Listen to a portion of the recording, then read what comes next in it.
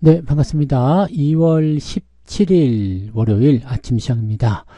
자, 지난주 미국 증시는 조금 이상하게 끝났습니다. 다우지수는 마이너스 0.37이고요. 나스닥 지수는 올랐죠. 플러스 0.41. S&P 500은 눈치 보면서 보합 마무리가 됐습니다. 자, 일단은 지난주에 소매 판매가 발표가 됐었는데 소매 판매가 좀 줄었죠. 그러다 보니까 경기가 안 좋아질 것이다, 이런 전망이 나오면 다우지수는 내려갑니다. 자, 그런데 경기가 안 좋아지면 금리 인하를 할 것이다, 경기 부양 나설 것이다, 그러면 기술주가 좋아지죠. 자, 이런 형태의 느낌이 아니었을까 생각되는데요. 경제지표 한번 살펴볼까요? 지난주에 나온 경제지표 중에서 이제 소매 판매에 대한 부분들이 있는 건데, 이게 줄어들었잖아요. 이게 소매 판매가 줄어들게 되면서 생각보다 안 좋은데? 예, 물가는 올랐잖아요. 생산자 물가도 올랐죠. 그 다음에 소비자 물가도 올랐어요. 자, 근데 소매 판매가 줄어들었다. 이거 경기에 안 좋은 거잖아. 인플레이션만 높아지게 되고 실질적으로 이 사람들의 구매력은 떨어진다, 이렇게 되는 거기 때문에, 이렇게 되면은 실질적으로 이거는 안 좋으니까 일단 뭐 경기 부양을 먼저 좀 해보자, 이렇게 얘기가 나올 수 있다는 얘기입니다. 그래서 이런 상태로 가게 된다라면은 금리 인하를 또 할 수도 있죠. 네. 3월 달에 일단 FOMC 열리니까 그때 또 금리 인하를 할 수도 있습니다. 그래서 여기에 대해서 또 어떻게 될 것인가라는 부분이 좀 있을 수 있겠죠. 온 김에 이번 주 경제지표 한번 살펴보죠. 특별한 건 없네요. 이번 주 경제지표는 실업수당 청구 건수 약간 늘어나네요. 이렇게 되면은 경기 안 좋다라는 얘기가 계속 나타날 수 있습니다. 네. 그 다음에 뭐 제조업 PMI 지표라든지 그 다음에 서비스업 PMI 지표, 요건 조금씩 늘어나네요. 그래서 이 상태로 간다고 한다면 지금 일단은 월요일 날은 휴장이에요. 오늘 미국장이 대통령의 날이라서 쉬는 날이기 때문에 특이사항은 없을 거라 생각은 하긴 합니다만은, 일단 주 초반에 지난주에 어떤 상황을 본다라면 기술주의 반등은 좀 일어날 수 있겠죠. 그리고 나서 어느 정도, 우리나라는 그때 기술주까지 올라가면 좋아요. 그죠? 반도체, 자동차, 뭐, 위쪽에 있는 것들 위주로 좀 올라가면 시총 상위 종목이 올라가는 거니까 시장은 잘 버텨줄 수가 있거든요. 그래서 이렇게 되면은 오히려 우리한테 나쁘지 않은 거 아닌가 생각되기도 하고요. 미국 시장 같은 경우는 약간, 변화하는 그런 흐름을 좀 보일 수가 있다라고 보셔야 될 것 같네요. 자, 일단 이렇고요. 자, 뉴스 한번 보도록 하죠. 뉴스를 보시면, 찬바람 불 때 배당은 옛말이다. 자, 이런 얘기가 먼저 있네요. 찬바람 불 때 배당은 옛말. 하긴 이제 봄이 좀 빨리 오잖아요. 봄이 좀 빨리 오니까 그럴 수도 있습니다. 이제 3월달 배당이기 때문에 꽃피는 춘3월 아닙니까? 그래서 3월달 배당이니까 찬바람 불 때가 아니라 봄이 올 때 배당, 이런 거 나와야 되나요? 자, 연 7% 벚꽃 배당이 기대되는 종목. 자, 이 중에서 우리 종목들도 많이 포함되어 있는데, 자, LX 인터내셔널이 지금 7.2% 배당을 준답니다. 주당 2,000원. 2,000원 배당을 줘요. 와우, 많이 주죠. 자, GS 6.8%, DGB 금융지주, 오리온홀딩스, 풍산홀딩스, BNK 금융지주. 근데 우리가 갖고 있는 거는 뭘까요? 배당을 노린다라면 이렇게 해야 되는 거죠.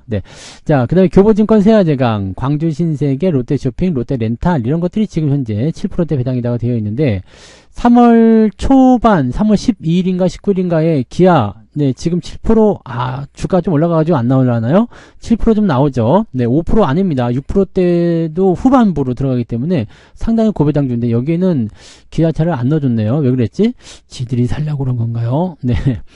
자, 지금 3, 4월에 배당금을 받는 벚꽃 배당이 늘어날 것으로 보인다라고 되어 있고요. 배당 수익률이 6%인 종목 중에서 2월 28일 배당 기준일 정해진 LX 인터내셔널. 누가 내 종목 갖고 왔어, 이거? 요거, 배당률이 아주 짱짱합니다. 이번에 2,000원 배당 준다 그래가지고 아주 기분이 좋은 상황이죠. 자, 배당을 잘 받으면 좋습니다. 3월 19일 여기 잡혀 있네요. 3월 19일, 잡힌 종목은 기아. 기아. 좋아요. 교보증권이 8.4%. 교보증권이 8.4%. 교보증권 주가 상황 한번 봅시다.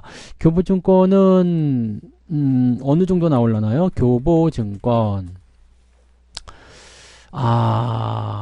주가가 좀 올랐네.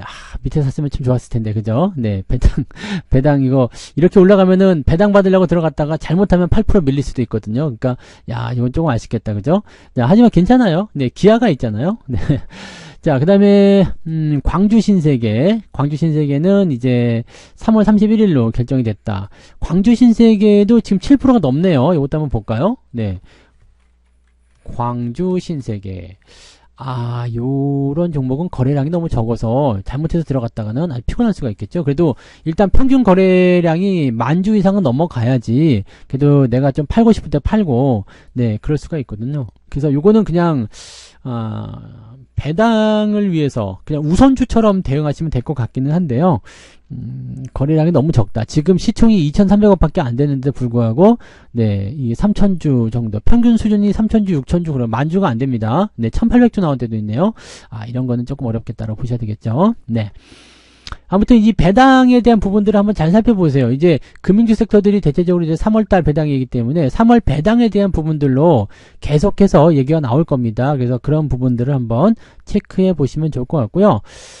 그 정도만 되면은 일단은 뭐 별 부담은 없으리라 생각합니다. 그래서 배당만 잘 챙기고 이런 전략들 세우시고, 오히려 이제 배당을 많이 받아 먹으려고 2월달에 주가를 고의로 낮춘 종목들이 있을 수도 있어요. 왜냐면 싸게 사면 되니까요. 그래서 그런 정도를 생각해 본다라면은 2월달이 아마 매수하기 좋은 기가 아니겠는가 생각합니다.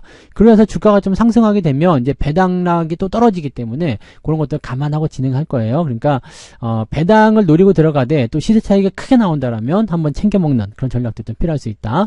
요 정도 보시면 되겠죠. 네. 자, 그 다음에 쭉 내려가서 보다가 트럼프 정부가 약달러 유도 정책이 가능하다.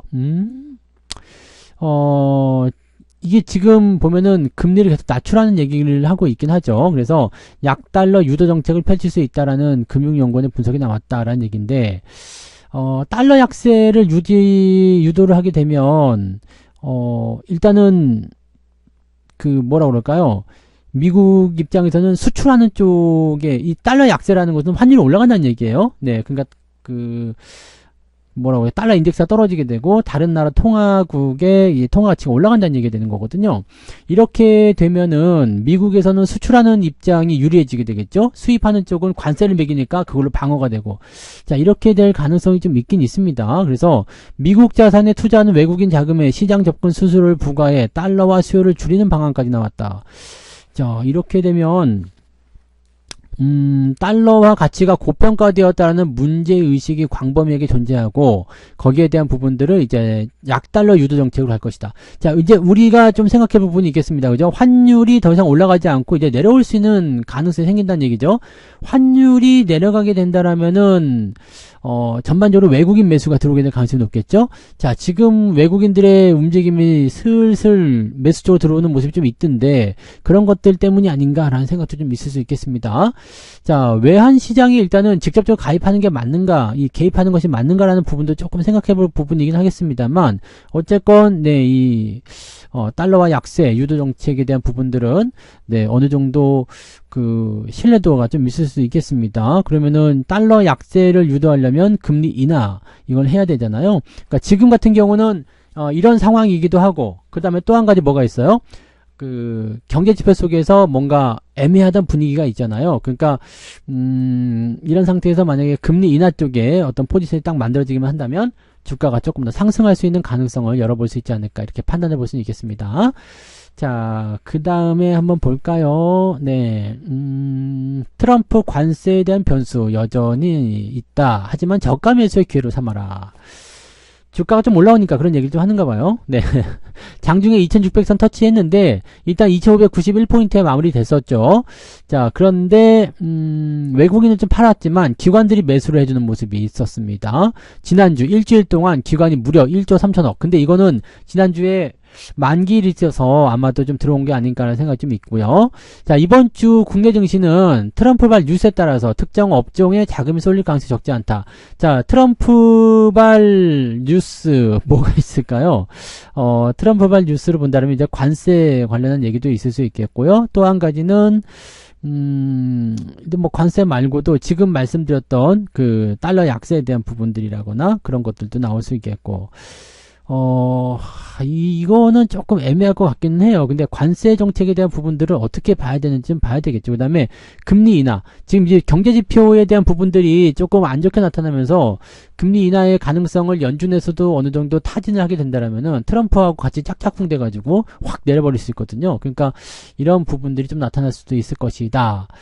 일단 우리 입장에서 그렇게 나빠 보일 것 같아 보이지는 않습니다. 네, 나쁜 뉴스가 있을 것 같지는 않고, 조업일수 같은 경우는 지금 1월달보다 2월달이 지금 더 많죠. 1월달은 지금 한 주가 날아가 버려가지고 뭐 날이 좀 애매해졌는데, 보통은 2월이 달도 짧고 명절도 끼었기 때문에 굉장히 이제 2월달이 취약했었는데요. 지금은 1월달로 명절 넘어가서 무려 그냥 네 어마어마하게 진행돼 버렸기 때문에 2월달이 조업일수가 더 많아요. 그러다 보니까 아무래도 이제 2월달 실적이 1월보다 더 좋을 것이다 라는 전망이 지금 나오고 있죠. 그래서 그런 부분들도 한번 체크해 볼 수 있겠고요. 네.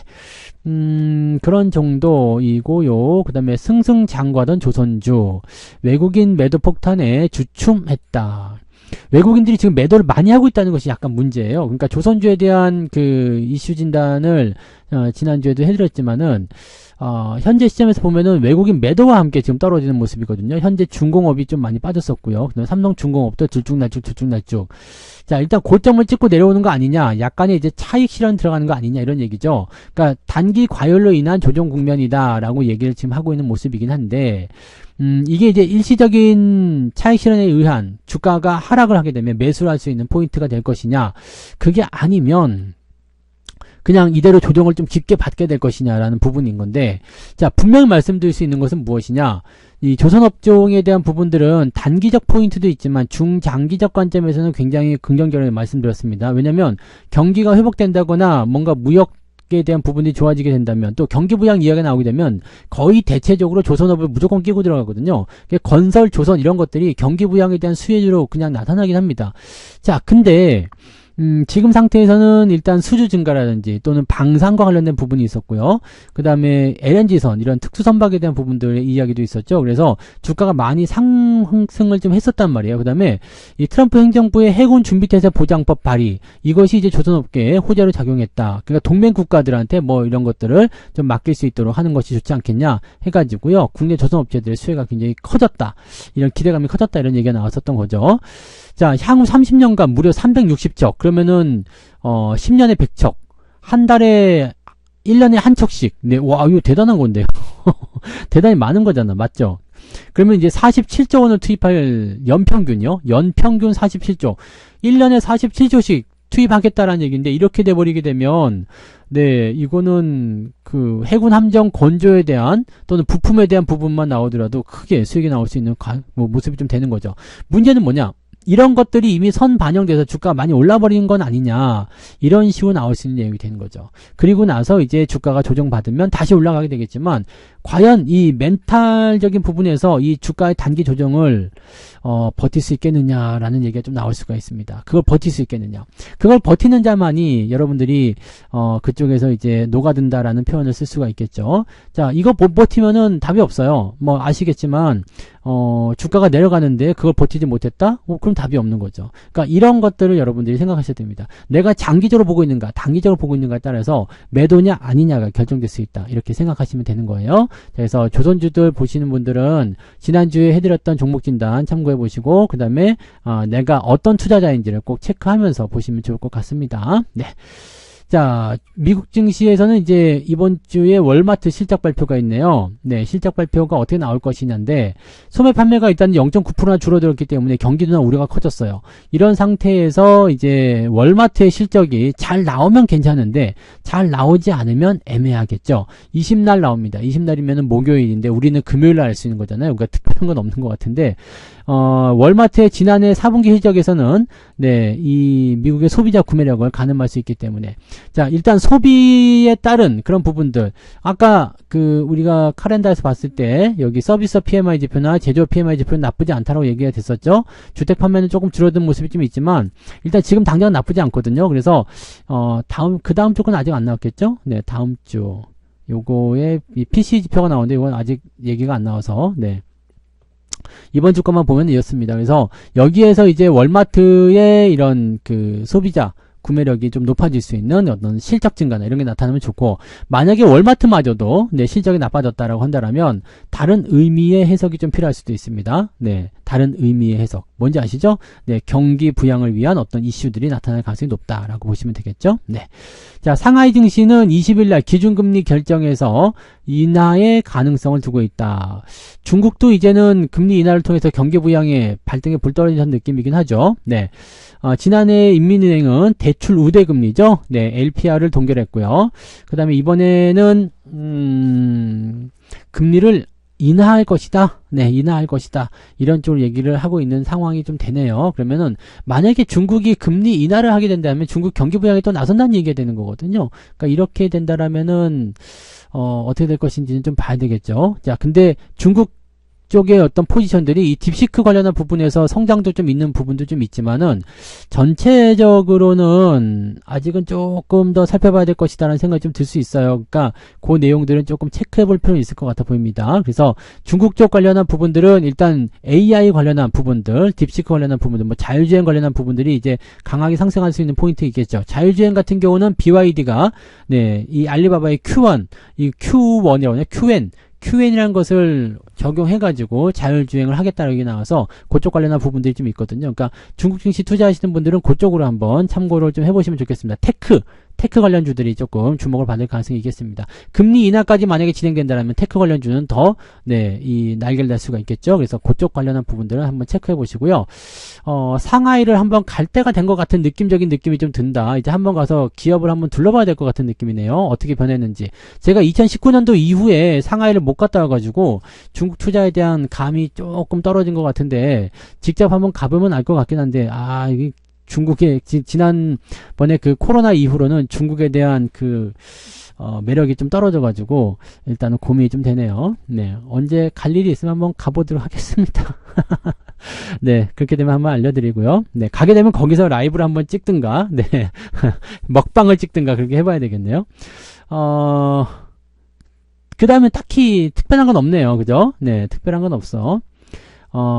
삼성바이오로직스에 대한 네, 의약품 가격이나 중국 회사 견제 이런 부분들이 이제 삼성바이오에 대한 어떤 기대감이 좀 있었다 이런 것들이고요.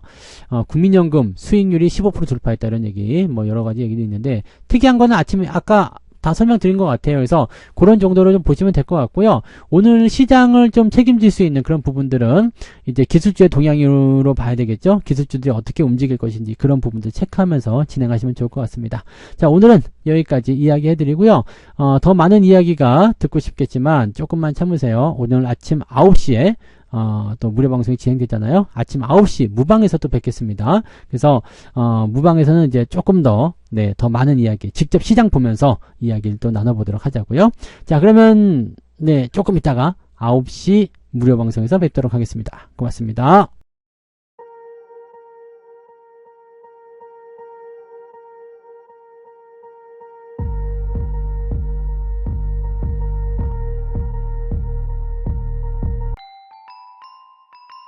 본 방송에서 제공되는 모든 정보는 투자 판단의 참고 자료이며 투자의 최종 책임은 본 방송을 이용하는 본인에게 있습니다.